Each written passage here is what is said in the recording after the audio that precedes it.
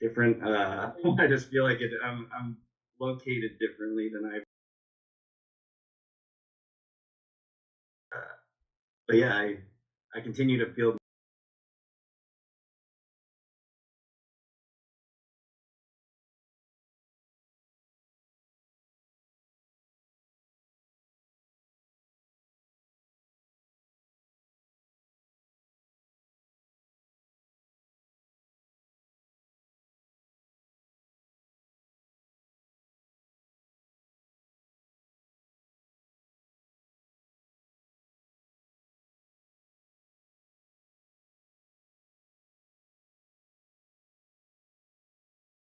That I is can what see I how the that is attachment falls away, right, and charity becomes natural.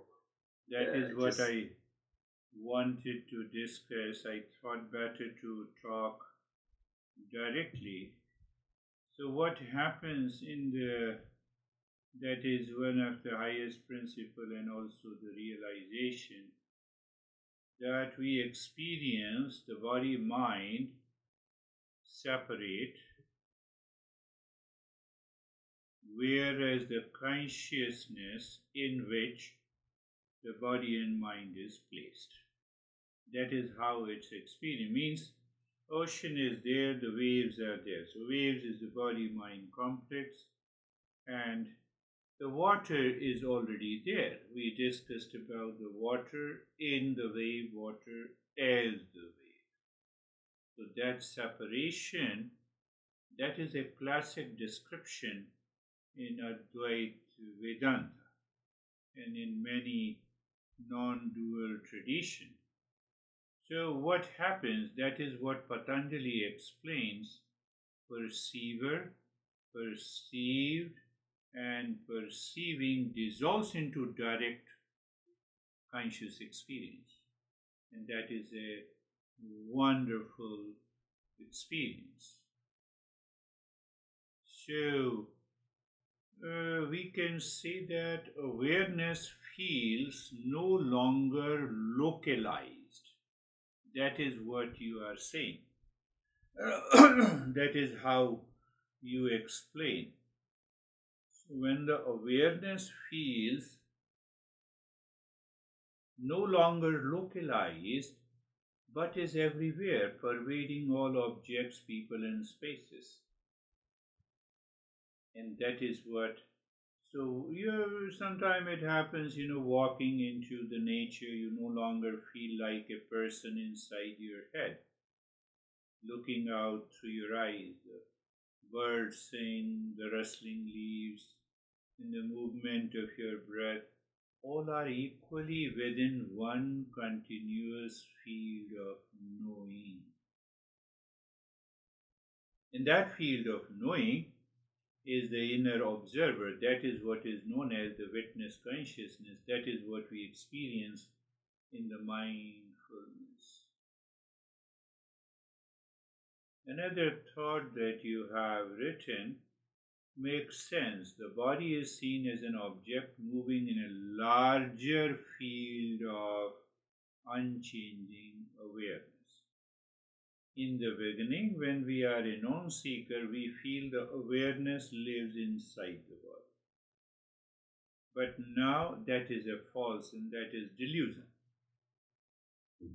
But now we experience the body is seen as an object moving in a larger field of unchanging consciousness, and that remains untouched. That is beautiful experience. Yes, we reach for a cup of tea and notice the entire act. What is that? The hand is moving, the warmth of the cup, the sip appearing within consciousness. Within consciousness. Just like that, you took a sip of water, everything is happening in the consciousness. The body is not you doing something, it is simply a coordinated pattern appearing and disappearing. I took a sip, placed the water, everything is happening in the consciousness, as if everything is happening in the light.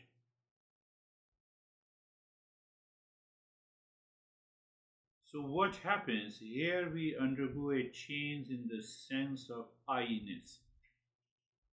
I-ness. There is a sense that I am both the seeing and the seen. That is what you just explained to me. The subject and object, the witness and the word. Yeah, I think that's what I was trying to describe in the mirror sensation as well. Yeah. You know, when you look in a mirror, it has a similar Yes. feeling.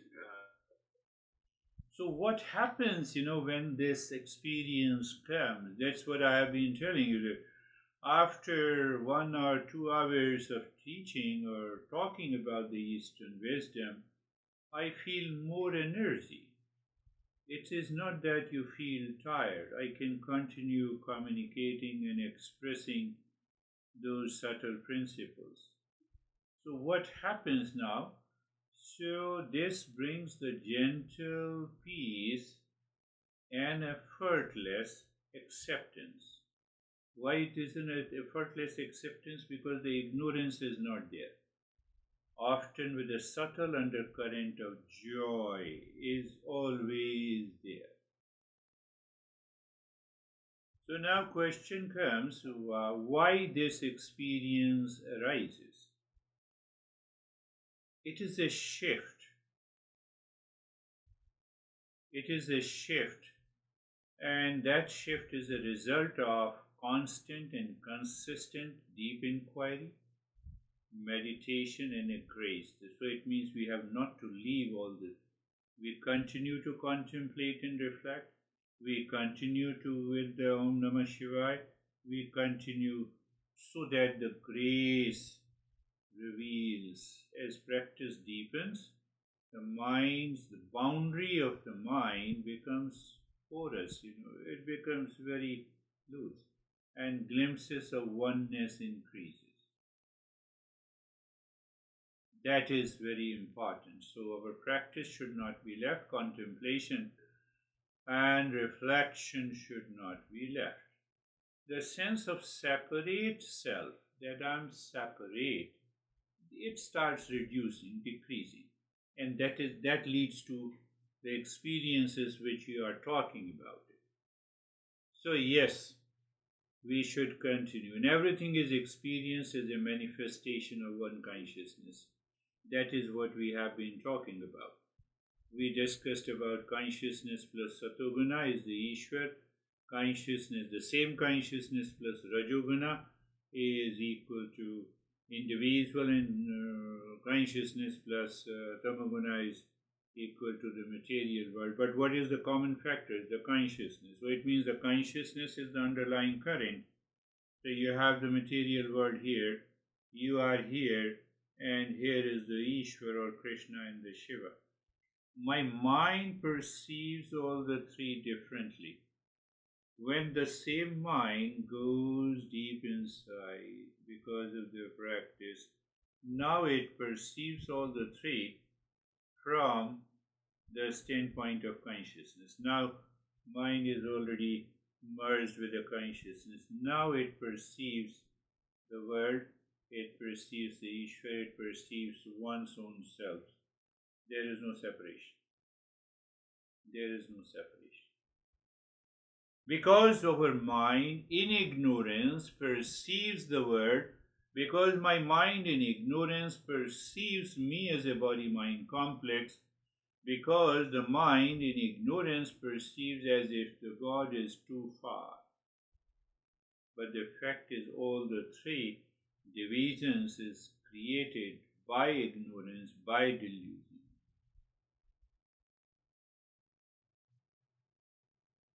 So this experience definitely is wonderful. Peace in the joy. So we should trust that peace in the joy. Trust. What trust means? The intellect has a conviction. Intellect is not running after the delusion, which we have accumulated over many past lives and in our today's life. When there is no conviction, mind plays the tricks. It is often the mind's attempt to reassert control. The moment it reasserts the control, then no, I see you are different than me. You are separate than me. You have some good qualities. I have some good. Let the feeling of expanding awareness deepen.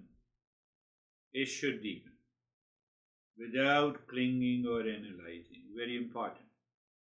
Why? These are the changing experiences. We are not settling until we find 100% unchanging entity. The intellect recognizes and realizes the unchanging entity that does not change. That is our goal of the Gita in the chapter 2. We have already understood the 6 characteristics. It is all pervading, it is truth. What is truth does not change. Simple. What is all pervading means that now there is no two. There is no two means everything is consciousness. Well, I was thinking too, since it's all pervading, doesn't move, right? So there's no time. It's timeless. Yes. Essentially. Because I was thinking how time is measured, right? Yeah. And that wouldn't apply in that context in the spiritual world, right? It's Where, beyond time. Where there is a time, there is a change. Time and the change go together. And the time and change, if they go together, there has to be a localized. It means there is a space. What it means? Simple example. You are present there and I am present here. Even the time is the same, the space is different.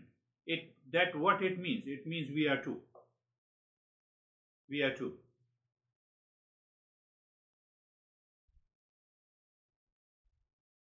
Never leave the practice every day.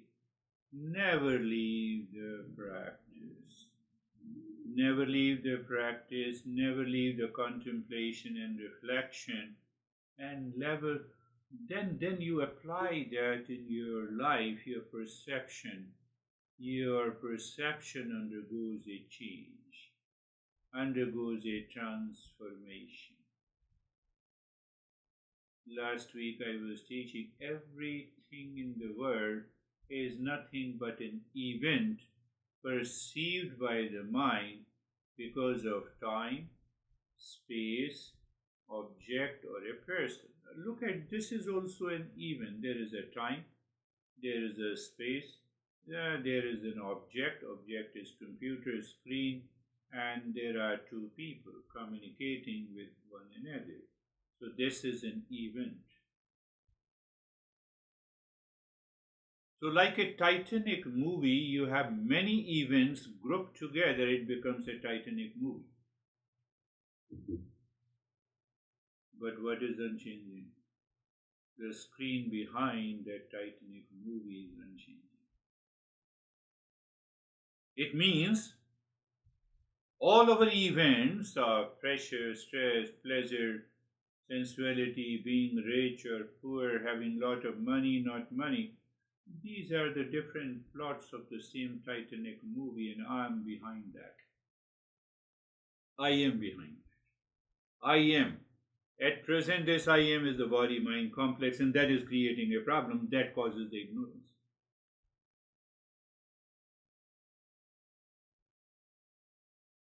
Now related to our topic that we discussed last week, desirelessness. Can I become aware of the screen? Means can I become aware of that consciousness with a desire? That is the question. So if there is a desire is seeking something. Seeking something where? From the world. It means my mind has already divided.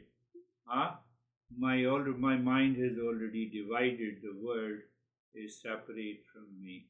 So I fall into the duality. That is the first thing. Second thing, the mind inside has a sense of incompleteness. That is why I am desiring something outside. If there is no sense of incompleteness in me, why should I desire anything from outside? Mhm. Why should I desire? So there is a sense of hollowness and incompleteness. What is that hollowness and incompleteness? That is what the delusion and ignorance is, because I am not able to see who I am. I am able to see I have stress, I have anxiety, I am lonely, I did not get married, I divorced, or I plus long list. Sense of incompleteness in me pulls my mind outside with a sense of I-ness and myness that causes the desires, and the desire leads to the delusion. That is why my master says desirelessness. Mhm. And that is what we discussed. So when you say desirelessness, it is not inaction or laziness. It is an inspired action.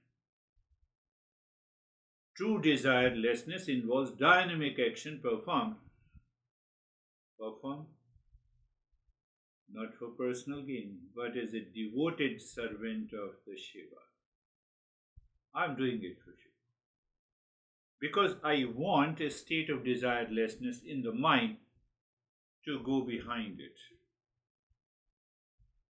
That is the key of another bhakti.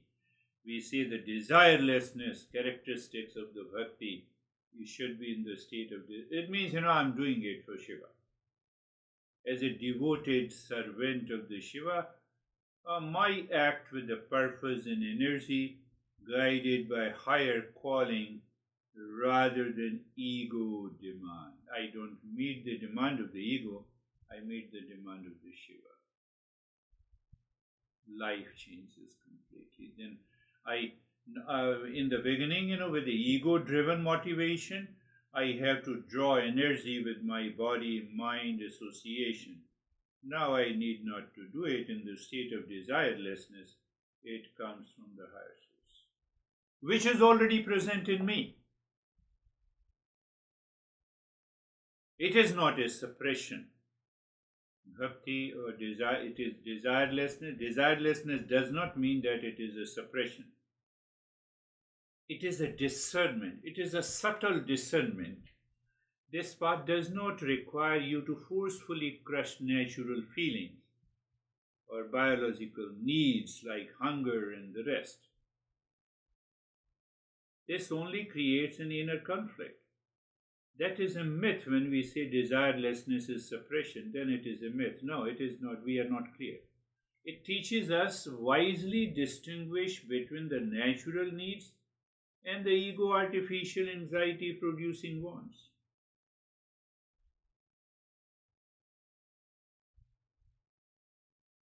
So what that leads to? It leads to loving detachment.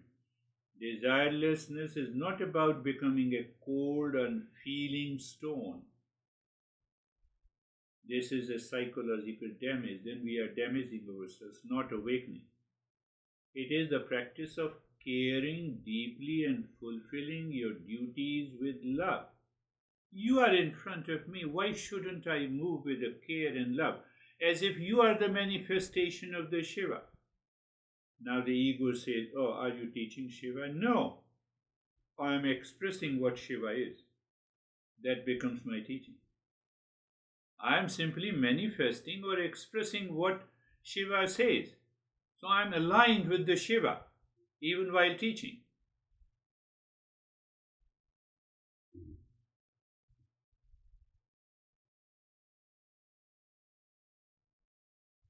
See that? It demands continuous contemplation and reflection so that your mind does not fall into ignorance and it reaches to a state of desirelessness. That is what I said, practice, practice, practice, practice. So another topic I want to touch upon, that this desirelessness brings a transformation. How? When you apply the desirelessness in daily life. Day before yesterday, I was saying Om Namah Shivaya. So there is one more meaning of Namah. What is that meaning? Meaning is not me. So let me reflect on it. Om, not me, Shivaya. Om Namah Shivaya. Om, not me, Shivaya. When there is not me, so desirelessness is already there. Because there must be some I to desire. So when not me is there, so can I live into that state? I perceive Om Namah Shiva. Perception is there. Okay, accept it. Very subtle, but very interesting. It brings a sudden change, an instant change in us. That is what the desirelessness in bhakti is there. So then I'm still perceiving the wall and I'm still perceiving the you. Yes, I become an instrument of Shiva. So instrument of Shiva is perceiving you. Instrument. I become an instrument. Instrument. You see the smartphone, it has a camera. It takes picture of everything except itself. Accept itself. So that accept itself is not there. By itself, a flute is just an empty vessel. It is this emptiness. Feeling of that emptiness. So I continued the whole day. Namah, not me, Shiva. But I'm living in the world. I'm talking. I'm communicating. Oh, it is very soft and gentle feeling. It is just a perception. To apply the desirelessness in daily life is to become this hollow instrument for expression of the Shiva. Are you getting it? I feel like in desirelessness too, the mind is calm. And when the mind is steady, it's almost like you can see things as they are, as opposed to. And why it is steady? Because I-ness is not there, the mindness is not there. Why the I-ness and mindness is not there? Because it is a state of desirelessness. So to apply desirelessness in daily life is to become this hollow instrument, not me, Shiva. So I continued saying throughout the day, and it was uplifting totally. Yeah, I was eating, I was talking. Actions that were once performed for personal gratification become offering of divine service. That is where the service comes. Service? What do you mean? You are eating and you are saying you are offering to the Shiva. Not me. Me, ego-driven, hunger, preference, likes, dislikes. Very subtle, but very interesting journey of the bhakti, the love. You infuse your ordinary life with a profound spiritual consciousness. Simple example, eating from pleasure seeking to service. My master used to say that, he said that it doesn't make sense, that when you say that, I'm eating for the Shiva, because your ego-driven action doesn't allow you to do that. You have to crush this. So every time you are sitting for a lunch or a dinner, you say, okay, I'm offering it to the Shiva. No, it does not make a sense. Okay. Then he asked me that where is this I whom you are offering? When you say I am eating, who is this I eating? Tell me. Is it body? You are not the body. Mind, it is you are not the mind. Where is this I eating? Why you are creating unnecessary delusion in yourself? But there is some existence which is supporting your body and the mind. So you are offering it to the existence. beautiful way to explain it. So before desirelessness, ego-driven motivation for eating. After desirelessness, service-oriented. So that is why we introduce bhakti as a service. Bhakti is a service. I like to chant mantra while doing activities, and Yeah. I'm thinking about the mantra during the action. I feel like that's Yeah. a dedicated That's act, another even way. though it's not, the act itself isn't anything special, but Even you spiritualizing. resolve, my friend, even you resolve before doing meditation. I'm meditating for you, Shiva. Finished, and then do it. Don't do it for yourself. I'm going little deeper. Why should I do any practice for myself? Why should I separate any activity, including meditation and this journey of the self-discovery, to myself, and the rest belongs to the Shiva? Why not everything belongs to the Shiva? Eating is driven by the pursuit of pleasure, status, or emotional comfort.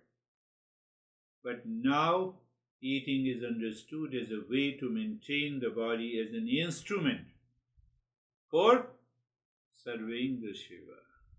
I'm just giving you some thoughts into your mouth. Attachment to specific taste, restaurants, or dining experiences creates anxiety if expectations are not met.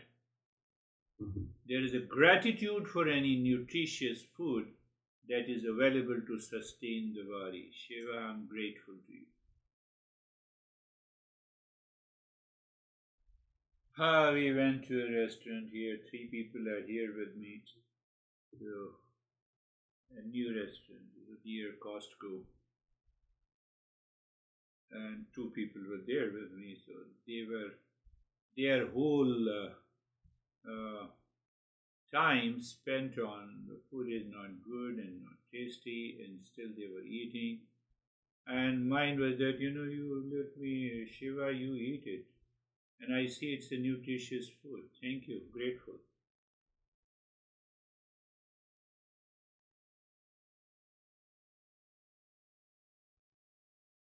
Let us go a little deeper. The choice of the food is dictated by what will satisfy a craving or impress others.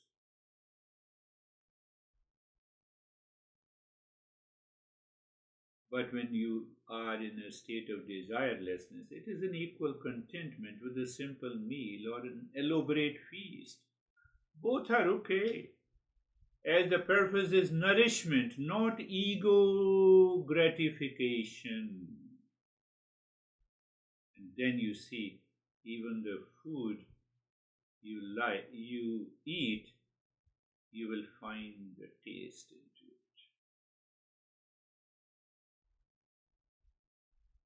My doctor said you reduce the salt intake. So I always used to take a little bit of salt in the salad.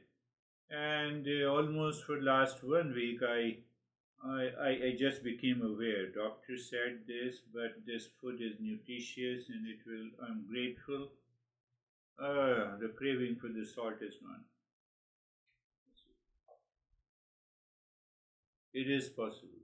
But it is very subtle once we continue to do the contemplation, reflection, and even in the business, primary drive is wealth. And to recognize, or I would say recognize to prove the personal worth. Personal worth. And what about the desirelessness? The primary motivation is to perform the best possible work as a direct service to the Shiva. I'm doing the service to the Shiva. Do the best. Find out how to do the best. That's why you see, as you grow, as you evolve, my expression changes. Yes, I have to change my expression. Because you are a higher seeker, so obviously I have to teach like this. But sometimes I also teach at a very subtler level to the entire group, to amaze them, to surprise them, so that they can be motivated. professional level, professional identity. Uh, Colleagues are often viewed as competitors. Friends are viewed as competitors. Competitors. Why? We find the profession is a game of for advancement. Now, profession is a game of evolution. That is the you see the desirelessness. It's a process of evolution. Let me explain in how many. Let me find out in how many ways I can express the same concept to help the seeker to absorb it.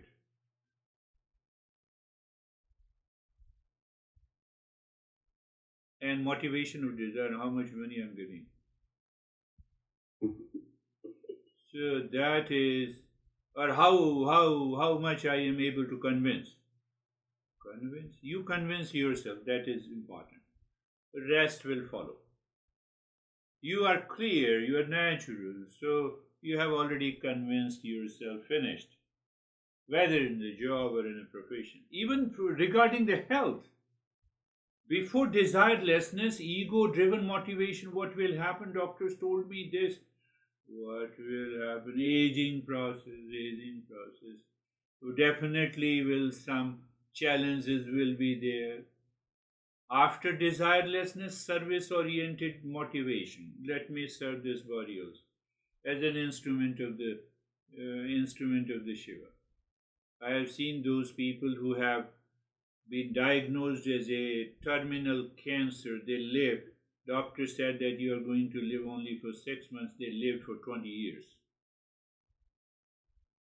because of the bhakti. Any physical discomfort or sign of illness causes panic and anxiety when you live into the domain of desires. And health is maintained with a sensible, practical care, but without fear-driven obsession. No, this is an instrument of the Shiva. As long as, this instrument, one day it has to fall. Let it fall. Today also, no problem. Why? Why I don't have fear? There is no desire. We only have a fear because of the desire. I will die. What will happen? Nothing is going to happen if I die. Perhaps the earth will feel better that at least this sinner has gone. Unnecessary we have. What will happen to my. Nothing will happen. When you are dead, so unnecessary fear. That is what Krishna is talking about. There is a desperate attempt to avoid the natural aging process. The natural process of aging is accepted with a grace as an intelligent divine design. I discussed that. Intelligent design. Why it is an intelligent design? I have long beard, grey beard, eye bags are coming. So the young, good-looking girl look at me and says, okay, not to get attracted. So that's an aging process, a divine design. It's not my design. So I have to look at myself that I don't have that. I don't have that sensuality. It means aging process tells me that I have to move my mind to something else. We are moving to Viagra. I'm just giving a modern interpretation of this. Oh my goodness! So one guy who lives in Phoenix nearby you, so is also wonderful guy, 6'3", very smart, handsome. So I have seen that he is obsessed with always living with the shorts and tees and almost looks like naked. Why? Because I have to demonstrate. So one day he said that I was walking into the community with a dog, and my thought in the mind came to me that some gangster have come from crossing the border, and they will attack me. And I was full of fear. I said, what? You can beat people like me, at least 5 people. You are so strong and healthy. And you have such a fear.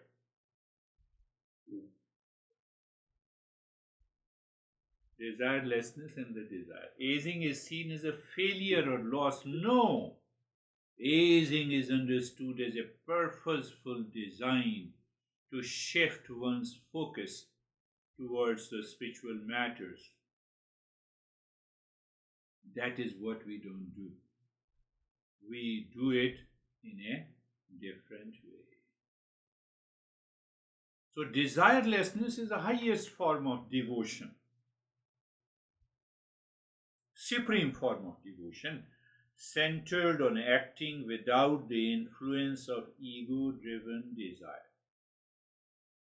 Action without ego is not the absence of action or suppression.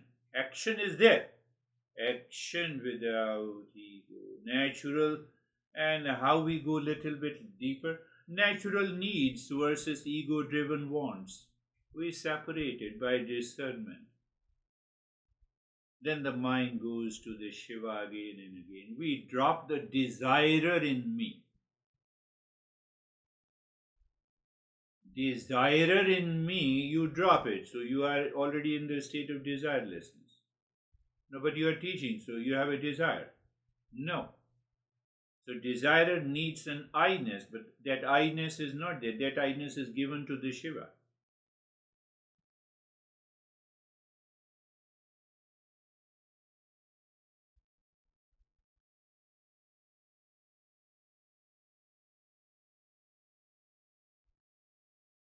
This is an event.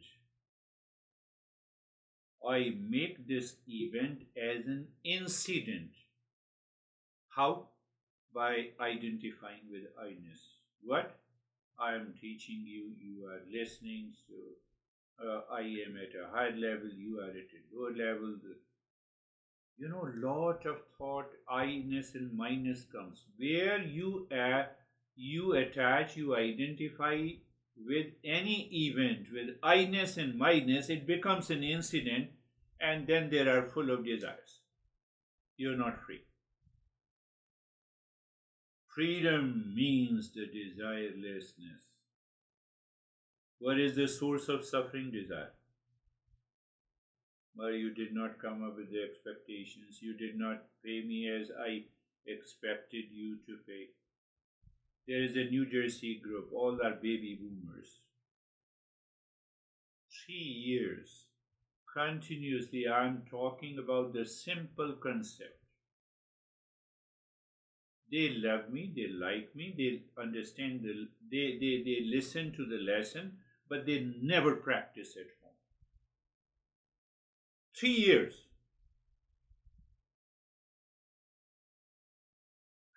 So last session I did it in September. This is October. I said, I'm not teaching. I'm incapable of teaching you guys. Let us give a break for 1 month. Yes, in September month, I told them that don't pay me anything. That is a free session for you.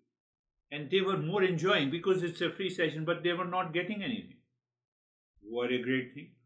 I recognize now is the time to just stop it. So I said October month, no session at all. First week of November we will meet and we will check each one another. So is that also a desirelessness? Yes, that desirelessness is guided by the tamoguna, by the ignorance. That does too much of damage to your life. All our baby boomers, they talk of the same reaction and blame and complain. No change. But in every session they say, oh no, I feel so much of calm and relaxed. I said, continue, extend this calmness. So the desirer is expectations, is full of expectation, is continuing there. So I act as a servant, and this becomes inner fulfillment, whether you work in a career or relationship with the body. You have a daily choices. You discern between the natural needs and ego driven desires every moment, in everything. I can explain 20 or 4 hours of my life that will run into 1,000 pages because you live in external awareness. Outwardly, casually, as if nothing has happened, you take it. But internally, you go to the mall, you choose a cloth, and then you check. Mind, what are you doing? Is the desire is there? No, desire is not there. Then get it. And if the desire is there, I tell no, I'm not interested in buying anything. So what happens because of this desirelessness? Mental and emotional transformation takes place. You opening the heart. Even the subtlest ego-driven desire constricts the heart because the ego is limited self-image.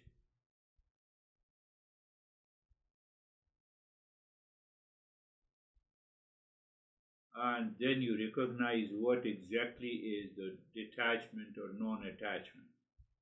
And then you have an emotional indicators. You are full of presence of the Shiva.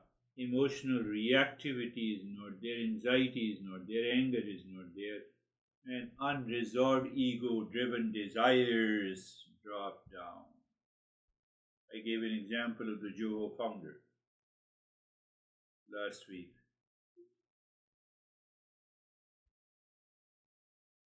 So what process is happening in the state of desirelessness? There is a cognitive change, and that is what you have texted me about your experience. Cognitive change. There is a cause and effect change. Clarity is there. In delusion, there is no cause and effect change. You cannot see. Mirror is water. Effect is the water. Cause is not the water. The water is not there. You don't find. There is an impression with expression. There is an impression without an expression. That is the basic difference. So cognitive change, I look at it. Why? And then I see. So cognitive change is the key. Our masters in the Eastern wisdom say, no, you communicate, you talk, you reflect, you see, you move into a new level of awareness. That is what the cognitive change is the key. We are not changing the world, we are changing our perception. And it demands a consistent practice to avoid pitfalls, and there is a subtler level of awakening. Now you see another point that I covered, but again I want to repeat it again. I want peace when? In the morning, not in the afternoon, no, all the time. In the evening, yes. In which location? In all the location. With everyone? Yes, with everyone. At all the time. So it means I'm looking for only one reality. That is with me, which I am not able to find out. The moment I have a desire, I am searching for two reality. I am unfulfilled, and this object will fulfill me. So I have to perform an action. Then it becomes a ego-driven action. I fall back from the desirelessness. No way, I don't want that life. I have seen that life, and that life causes lot of challenges to me. It causes disturbances in my relationship, in my profession. I don't want this. So when I'm seeking permanent peace and happiness, it means I'm seeking one reality, one consciousness all the time, in all the thought, in all the speech, in all the action. Without love, you cannot do it. Without love, you cannot do it all the time. So when we work with the love, the ego stays aside. Energy flows and work becomes play. When we work without love, we carry the baggage. What is the baggage? Fatigue, heaviness, conflict, expectations, restlessness, ego, lot of other stuff. Honey, you did not meet my... We don't say we did not meet my expectations. You did not do what I said. Oh, sometime, if we are clever, then we try to be humble. But again, the problem is there inside our mind. When we work with love, the ego stays aside. When the ego stays aside, I-ness and my-ness stay aside. When the I-ness, capital I, and my-ness stay aside, I'm open to the abundance of the energy within me, not only at the physical level, but also at the mental and the intellectual level to put that work perfectly well. And the moment I work without love as a burden, I carry the baggage. Now I have to meet this expectation. Let me do it. Fatigue, heaviness, conflict, and restlessness. Others are not doing. Let others not do it. Let me do it. Why I want to change? I want a transformation. Now others, including my honey and kids, are not. Let them not do it. That's not your job.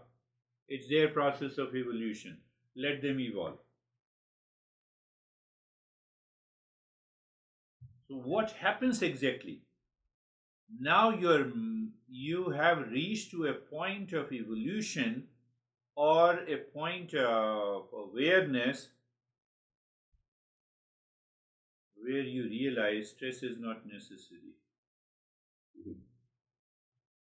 You see what I'm saying? I made a very peculiar statement. Stress is not necessary in any situation, in any location, in any relationship. And he says, you are crazy, you don't listen to me. So in the past, with the desire, you used to get angry and upset, but now you have a smile. You are right. And you are right. I'm not listening. So today I'm going to listen to you. So when you have a free time, let me sit with you. I will only listen to you. Even I will shut up my phone. I will not pick up any phone. What is the time you have fixed? Stress is not necessary. And my master used to give us all the which I have spoken a couple of years ago.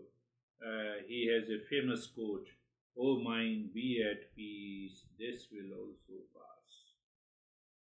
That peace is like the screen, and this is a Titanic movie playing on the screen. This will also pass. Finished. You take everything so casually, but yes, with alertness and awareness. When we love our work, every action becomes bhakti. Every action becomes love to the Shiva.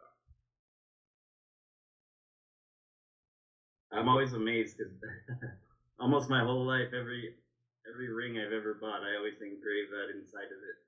And just the fact that he used that line, it's just boggles my mind.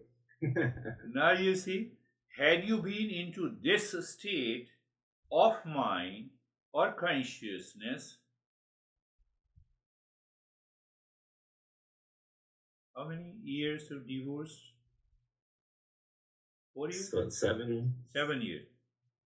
So 8 years before, there was no chance. There was no chance. Can you see? So you can look back many events in your life which cause you lot of suffering it should not have been. I told you, and that is what I told you, stress is not necessary. I'm just giving you a practical example. Practical. That's what I was saying last week when I said before you'd say, yeah, that event, sure, yeah, I won't let that hurt me, but that event's big. That one I'll let stress me. And then I realized, no, they're all the same. You see, so how beautiful desirelessness is. Desirelessness, inaction, laziness, suppression, it has nothing to do with it. Nothing to do with it. The inner transformation. My self-worth is tied to my income, promotion, competition with colleagues. And I do my best work as a service to the Shiva.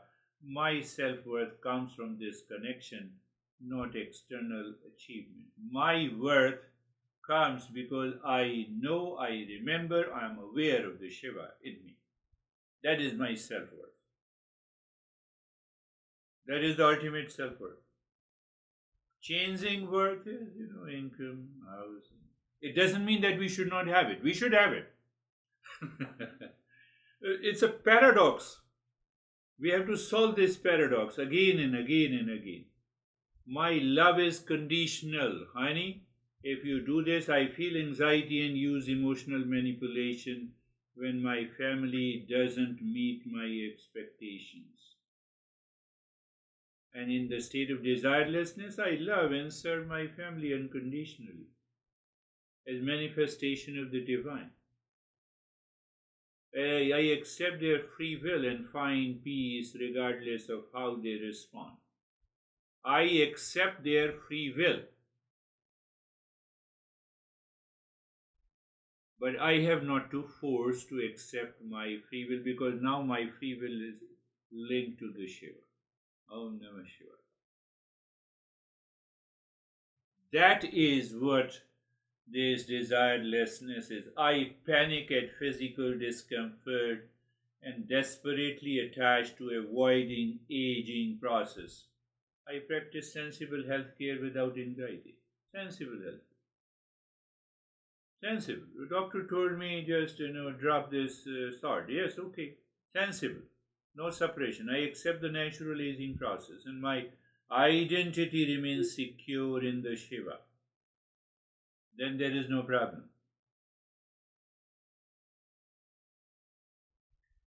So we have to pick up one or two more things. The psychology of and the spirituality of desirelessness. Psychology. So it becomes very clear. So freedom from the desire fulfillment cycle. That gives so much of pain, so much of anxiety, reaction. What is the old pattern? Want, then I struggle, I get it, there is a brief satisfaction, and then I want something else.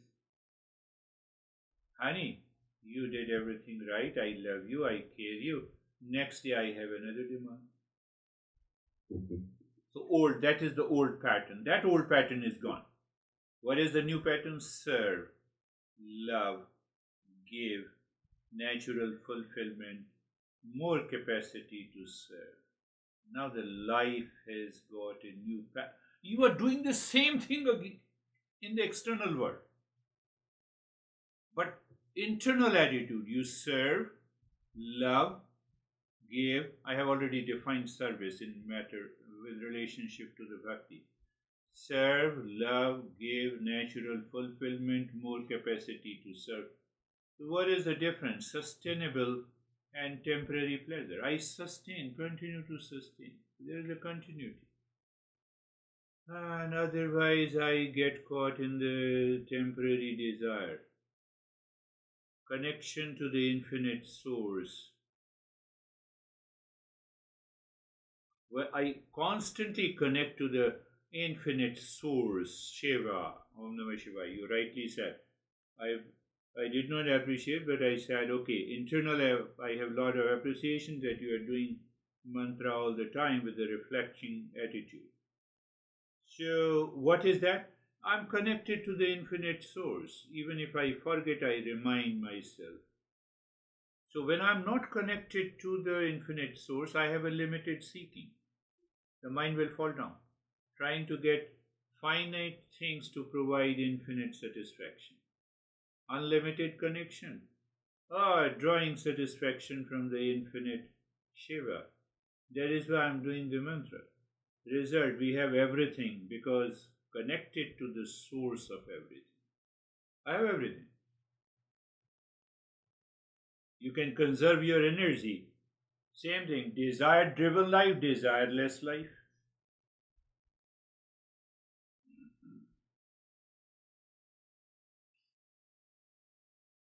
This is at present it's a gray area, but it will be open once we complete the chapter 12 of Krishna's teaching. What is the gray area? The mind fills with a lot of anxiety, reaction, duality, conflict, all comes from the delusion and ignorance. How come? Mind keeps mind returns with the thought that how natural needs are met without desire if I don't desire. It comes in many shades and colors. And we have to work on that. So our masters taught us that it comes from the intuitive guidance. When not clouded by the artificial desires or ego-driven desires, your natural intelligence guides you towards what is actually needed. J. Krishnamurti, I loved him all the time. But yes, he picked up only the higher aspect. He did not teach us the lower aspect. That's why hardly people have transformed listening to him. And so, mm, mm, I remember what he said in one of his teaching. I met him once in 75 or 76 in India. So, anyhow, what he said regarding the desirelessness. Now, if I don't have a desire, how can I eat my food? He said, don't do anything.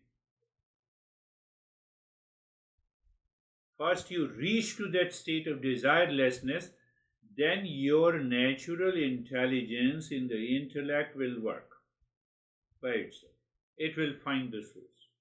You need not to worry about it. But my master used to give another example. And that too is a great metaphor. I'm just talking. 15 or 16-year-old monk used to live in a monastery in the Himalayas where there is no trace of a woman. So there is a tradition, even now it's applicable. So that tradition says that once you are a student in a monastery, so your master sends you to at least 5 or 6 homes, family homes, to beg the food. And whatever they offer, if they don't offer, you return and you remain hungry. That's a discipline in a traditional way. So this guy, first time, he went to the village, knocked the door, and he saw the beautiful woman. And so we have to say Bhiksham Dehi. It's a Sanskrit word. Give me the alms, give me the food. And you keep the begging bowl open. But his eyes could not stop looking at this beautiful girl with a big breast. So she returned with the begging and filled the begging bowl. But out of curiosity, this young monk asked, "I don't understand that you have such a big, appearance, but I don't have it. Luckily, that woman was also a great master.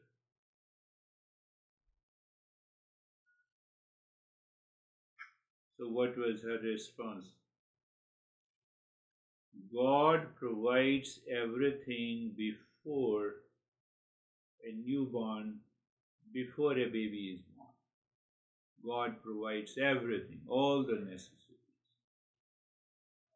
So my breast is because I am expecting a child, and that is why the God has already provided the basic necessities for that baby.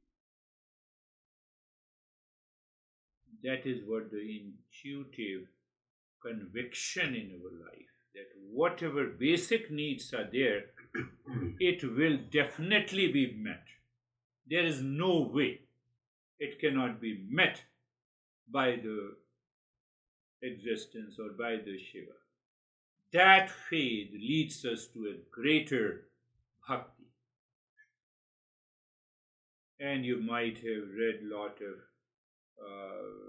events, lot of incidents in the Ramakrishna's text. Oh, my master used to. God has provided before the baby is born. Why not my needs will be met? My master goes on to say, then this monk left the begging bowl there. He said, why should I need it? He went there into the Himalayas and he sat for meditation and he did lot of austerity and he was awakened. He said, if the God has to provide, can you provide a lunch or a dinner in a what we say, in a cremation ground? You cannot think of it. My master used to sit and spend, he said he used to resolve that I will spend 2 weeks in this cremation ground where the body is burnt. In India, body is burnt basically. Yeah. And I will check. I'm going little further, but that is the highest level. I could not reach there. With that admission, my master used to sit in 2 weeks in this particular cremation ground. If the food will be offered to me in the cremation ground by the existence or by the Shiva, then only I will accept, otherwise I'm sitting there. I will die. He did it many a times, and every time, the last time this woman came to burn her husband, and she looked at my master. She went home. She cooked the food. She returned at midnight and she offered the food to her. But how do you know? No, there was some inner voice that you are hungry. She became one of the great disciples. She just recently died 3 years ago. She donated the entire his house, and it is used for prayer, meditation, and worship. That level of not hypocritical conviction, it must come from the state of desirelessness. That is the bhakti, and we used to talk to that. She was almost 80, 89. So that is the psychology behind it. Why I perform action? Action. Only 3 things: need for pleasure, need for possession, need for authority. I call it 3P: pleasure, possession, position. And they are all ego driven. They are not meeting my basic needs. So when we reach to that, we have no fear of death, we have no fear of rejection, we have no fear of failure. And it turns into I will pick up only one more topic that's a very important topic, concluding topic.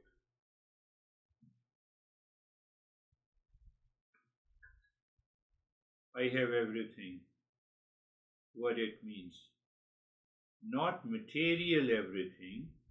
You don't magically get all the material possessions by entering into this journey of self-discovery, but spiritual everything.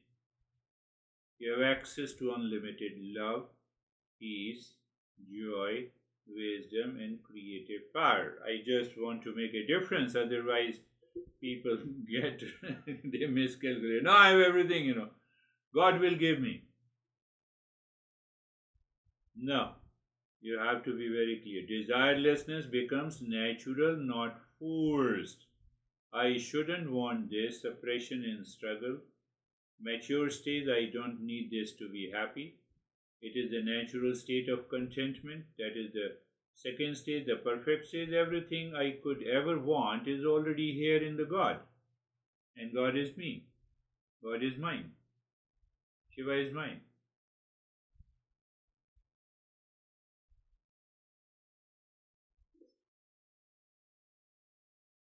That is another. It is detailed in the chapter 12. The early. That is 12. That is what the desirelessness is there. Desirelessness is there. We understood this part, characteristics of the bhakti, and then we will also understand in our next chapter. Next topic will be self-sufficiency through divine connection. We have to pick up this self-sufficiency. Why self-sufficiency? Because it will have a true conviction of desirelessness. It does not mean that I am hungry and I am not seeking food. I am not going to a restaurant or I am not eating the food. That will be a hypocrisy. So we will talk about